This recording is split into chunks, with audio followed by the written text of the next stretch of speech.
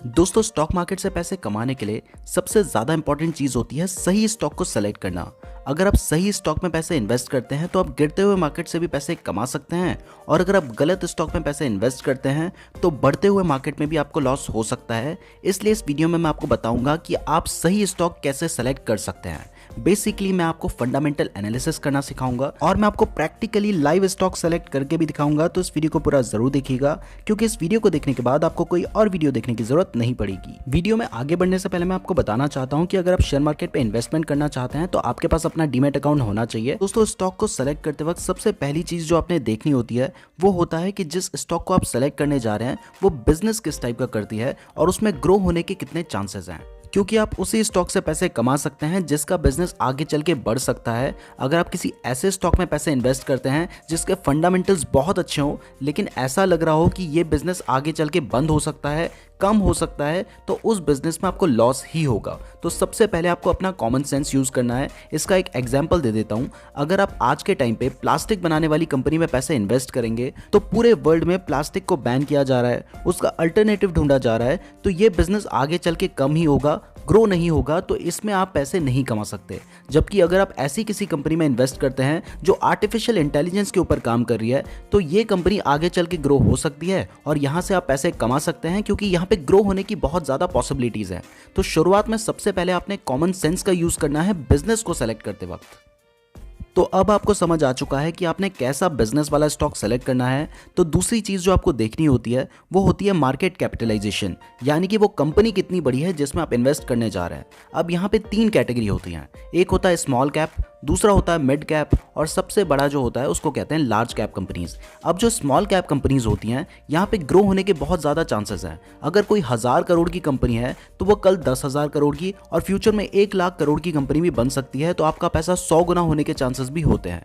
लेकिन small cap companies में risk भी ज़्यादा होता है। अगर कोई 1000-2000 करोड़ की कंपनी है और उसको कोई बड़ा लॉस हो जाता है तो वो कंपनी बंद भी हो सकती है, तो आपका पैसा ज़्यादा रिस्क में होता है, और क्योंकि ज़्यादा रिस्क होता है तो पैसा ज़्यादा होने के चांसेस भी ज़्यादा होते हैं।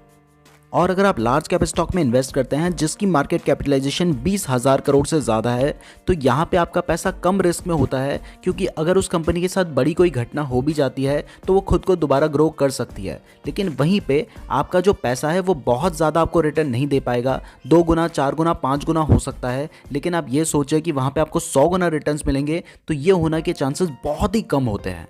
और ऐसे ही जो मिड कैप स्टॉक्स होते हैं उनमें स्मॉल कैप से थोड़ा कम रिस्क होता है और लार्ज कैप से थोड़ा ज़्यादा रिस्क होता है, और स्मॉल कैप से कम रिटर्न्स मिल सकते हैं और लार्ज कैप से थोड़े से ज़्यादा रिटर्न्स मिल सकते हैं।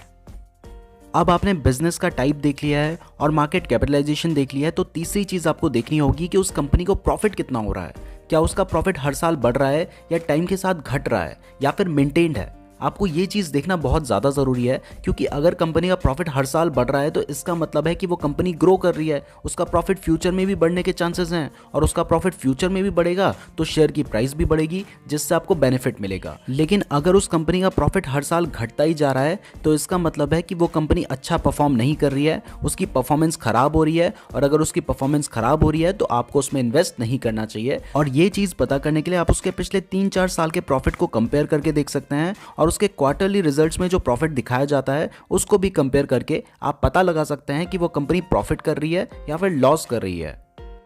अब जब आपने उस कंपनी का प्रॉफिट देख लिया है तो आपको ये भी देखना होगा कि उस कंपनी के ऊपर डेट कितना है, यानी कि कर्जा कितना है। कहीं ऐसा तो नहीं है कि वो कंपनी 10,000 करोड़ की है और उसके ऊपर 20,000 करोड़ का कर्जा है, क्योंकि अगर ऐसी वो कंपनी है तो वहां पे रिस्क थोड़ा सा ज्यादा हो जाता है। तो जनरली आपको ऐसी ही कंपनी में पैसा इन्वेस्ट करना चाहिए जिसका जो डेट है वो उसकी मार्केट कैपिटलाइजेशन से कम होना चाहिए, उससे ज्यादा नहीं होना चाहिए। और हम आपको ऐसे स्टॉक सजेस्ट करते हैं जिनका जो डेट होता है वो उनके एनुअल प्रॉफिट या फिर 2-3 साल के प्रॉफिट से कवर किया जा सकता है।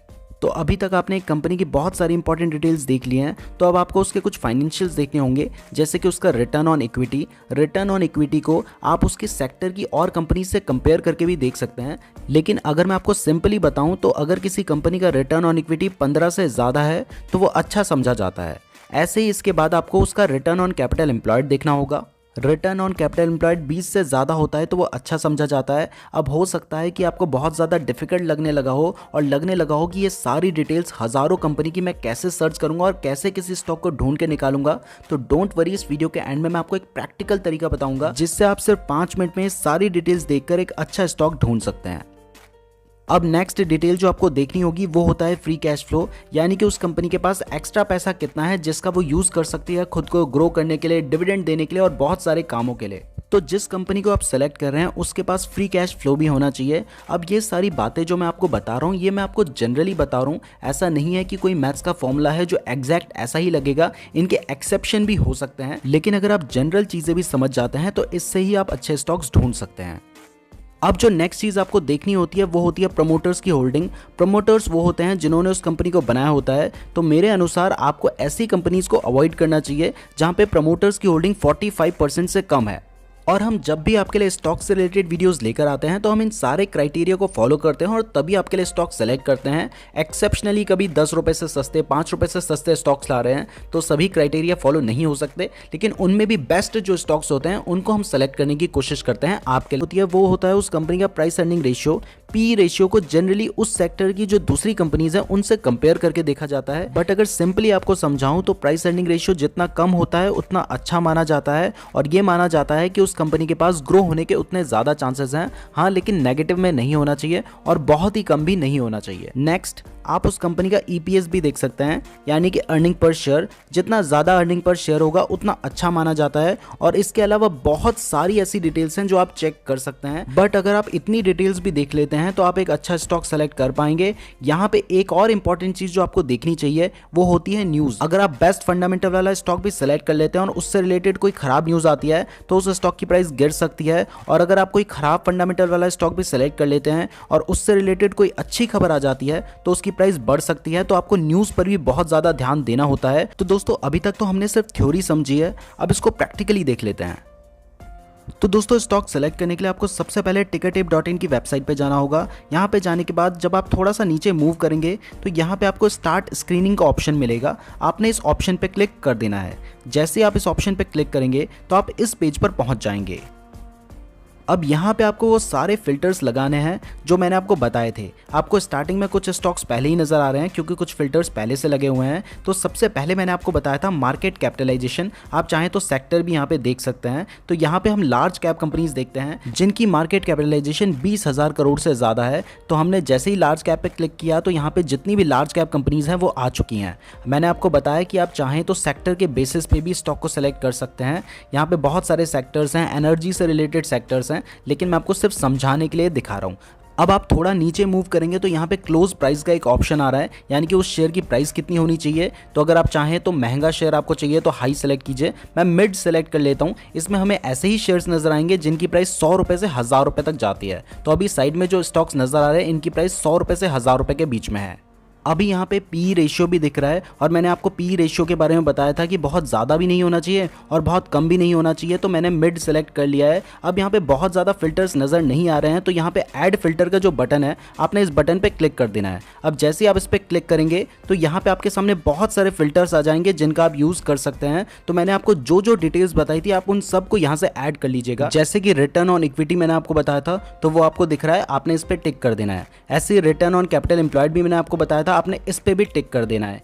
ऐसे जितने भी डिटेल्स मैंने आपको बताई थी उन सभी डिटेल्स को आपने यहाँ से सेलेक्ट कर लेना है। और अगर आपको कोई फिल्टर नहीं मिलता है तो ऊपर सर्च फॉर फिल्टर्स का ऑप्शन नजर आ रहा है, आपने उस ऑप्शन पे क्लिक कर देना है और वहाँ पे उस फिल्टर को सर्च करना है। जैसे यहाँ पे मैं फ्री कैश फ्लो सर्च कर रहा हूँ, जैसे ही मैंने फ्री लिखा तो फ्री कैश फ्लो लिखा हुआ आ गया और मैंने इसको सेलेक्ट कर लिया है और मैं लगभग सभी फिल्टर सेलेक्ट कर चुका हूँ। तो मैंने यहाँ पे डन का जो ऑप्शन नजर आ रहा है उस ऑप्शन पे क्लिक कर देना है और ये सारे फिल्टर्स हमारे ऐड हो जाएंगे। तो अब फिल्टर्स तो ऐड हो चुके हैं। अब आपको इनमें क्या क्या डिटेल्स चाहिए वो डिटेल्स ऐड करनी है। तो हमने पी रेशियो तक ऐड कर लिया था। अब यहाँ पे रिटर्न ऑन इक्विटी सेलेक्ट कर लेते हैं। तो हमारा जो रिटर्न ऑन इक्विटी होना चाहिए वो हाई होना चाहिए। जितना ज़्यादा हाई होगा उतना अच्छा होता है। तो यहाँ पे हमने 15 से ज़्यादा सेलेक्ट कर लिया है। इसके बाद नेक्स्ट फिल्टर है डेट टू इक्विटी का। डेट टू इक्विटी जितना कम होगा उतना अच्छा होता है, यानी कि कर्जा कम से कम होना चाहिए। तो इसके लिए हम लो पे सेलेक्ट कर लेते हैं। हमने जैसे ही लो सेलेक्ट किया तो आपको नजर आ रहा है कि सिर्फ 4 4 स्टॉक्स हमारे सामने निकल कर आ गए हैं। अगर इसे मैं हाई सेलेक्ट करूंगा तो हमारे सामने वो स्टॉक्स आएंगे जिनके ऊपर लोन ज़्यादा है, तो मैंने इसे लो सेलेक्ट कर लिया है। इसके बाद हमारे पास आता है प्रमोटर्स होल्डिंग का ऑप्शन। तो प्रमोटर्स होल्डिंग हमारी नज़र में 50 से ज़्यादा होनी चाहिए या फिर 40 से ज़्यादा होनी चाहिए, तो मैंने हाई सेलेक्ट किया है तो 70 से ज़्यादा दिखा रहा है। ऐसे में बहुत ही कम स्टॉक्स हमारे सामने निकल कर आएंगे, इसलिए मैंने इसे 40 to 100 कर दिया है। इस बीच जो भी स्टॉक्स हमारे सामने आएंगे वो हमें अब नज़र आ रहे हैं। अब आपको दिखाई दे रहा है सिर्फ 4 स्टॉक्स बचे हैं। अब ऐसे ही हम फ्री कैश फ्लो देखेंगे। फ्री कैश फ्लो जो कंपनी के पास होना चाहिए वो 0 से ज़्यादा होना चाहिए, यानी कि कुछ ना कुछ कैश फ्लो होना चाहिए। तो लो नहीं होना चाहिए, मिड भी नहीं होना चाहिए। हमारी नज़र में 0 से ज़्यादा है तो ठीक है, इसलिए हमने इसे सेलेक्ट कर लिया है। अब बारी आती है रिटर्न ऑन कैपिटल एम्प्लॉयड की। तो ROCE हाई होना चाहिए, इसलिए मैंने हाई सेलेक्ट कर दिया है। तो 20 से ज़्यादा यहाँ पर ऑटोमेटिकली आ चुका है। अब जब ये सारे फिल्टर्स हमने लगा दिए हैं तो आपको नज़र आ रहा है कि सिर्फ 3 स्टॉक बचे हैं, जिसमें एक है HCL टेक्नोलॉजीज, दूसरा है विप्रो और तीसरा है इंद्रप्रस्थ गैस।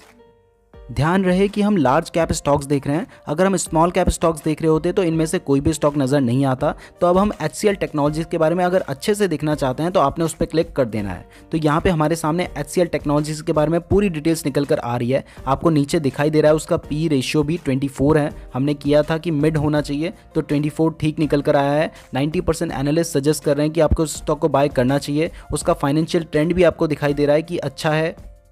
उससे रिलेटेड जो रीसेंट न्यूज़ हैं वो भी आपको नज़र आ रही हैं। तो ये सारी डिटेल्स आप टिकर टेप में देख सकते हैं। इसके अलावा आपको रीसेंट इवेंट्स में नज़र आ रहा है कि उसने कब डिविडेंड दिया है। और अगर आप ज़्यादा डिटेल्स देखना चाहते हैं तो ऊपर आपको फोरकास्ट का ऑप्शन नज़र आ रहा है। इस पर क्लिक करेंगे तो आपको उससे रिलेटेड, मैंने आपको बताया था कि 90% एनालिस्ट सजेस्ट करते हैं, उसके आप फाइनेंशियल्स देख सकते हैं। यहाँ पर टिकर टेप में आपको लगभग सारी डिटेल्स मिल जाती हैं। तो इस तरीके से आप टिकर टेप का यूज़ करके स्टॉक सेलेक्ट कर सकते हैं और उसका फंडामेंटल एनालिसिस भी कर सकते हैं। मैं उम्मीद करता हूँ आपको वीडियो पसंद आई होगी। इस तरीके की और वीडियोस देखने के लिए चैनल को जरूर सब्सक्राइब कर दीजिएगा। और अगर आपने यहां तक वीडियो देखी है तो आप हमारे लिए बहुत ज्यादा स्पेशल है, कमेंट करके जरूर बताइएगा। धन्यवाद।